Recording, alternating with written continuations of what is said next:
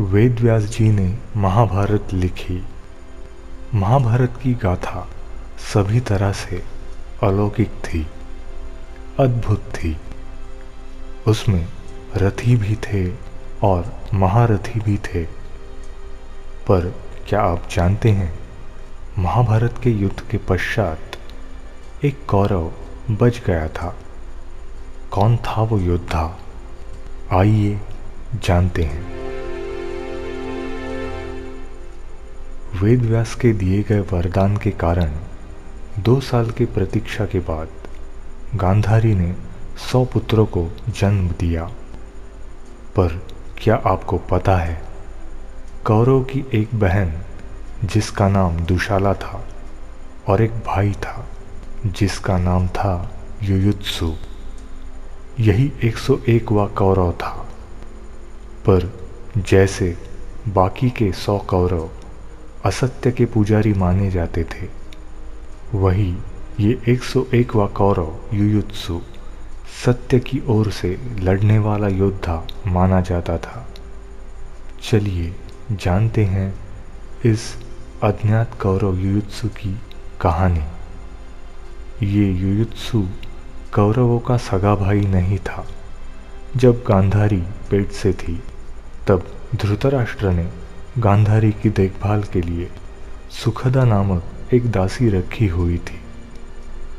वेद व्यास के वरदान के बावजूद जब 2 साल का समय बीतने पर भी जब गांधारी को पुत्र प्राप्ति ना होती देखकर धृतराष्ट्र चिंताग्रस्त हो गए और अपना वारिस पैदा करने की इच्छा के अधीन सुखदा दासी संग संबंध बना बैठे।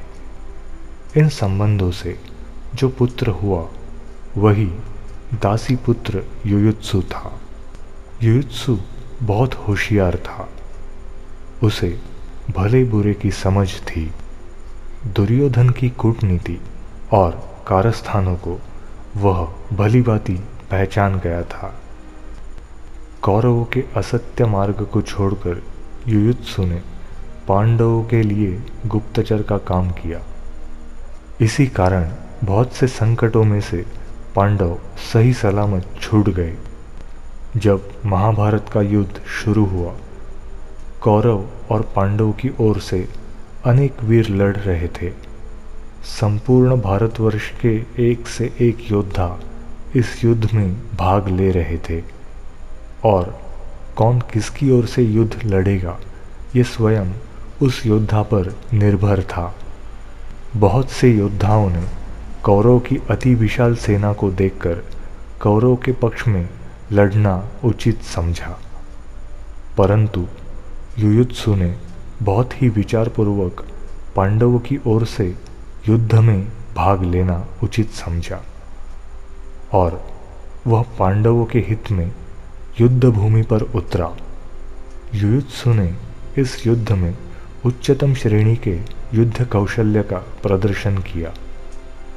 महाभारत का युद्ध 18 दिन चला और जब युद्ध समाप्त हुआ, तब ये युयुत्सु, जो कि धृतराष्ट्र की आखिरी संतान थी और एकमेव कौरव था जो युद्ध में बचा रहा, बाकी के 100 कौरवों को पांडवों ने धराशाही कर दिया था। कृष्ण अवतार के समाप्ति के बाद कलियुग प्रारंभ हुआ और पांडवों ने राजसत्ता त्याग कर हिमालय प्रस्थान करने की ठानी। पर हिमालय जाने से पहले धर्मराज युधिष्ठिर ने अर्जुन के पोते और अभिमन्यु के पुत्र परीक्षित को हस्तिनापुर का राजा घोषित किया। पर जब तक परीक्षित राजा बनने योग्य नहीं होता, तब तक पूरा राजपाट धर्मराज युधिष्ठिर ने युयुत्सु को सौंप दिया। अपने नीति मूल्यों का पालन करते हुए सत्य के मार्ग पर चलने की प्रेरणा देने वाले युयुत्सु ने उसकी अनोखी कहानी द्वारा महाभारत की गाथा में अपना एक उच्चतम स्थान निर्माण किया।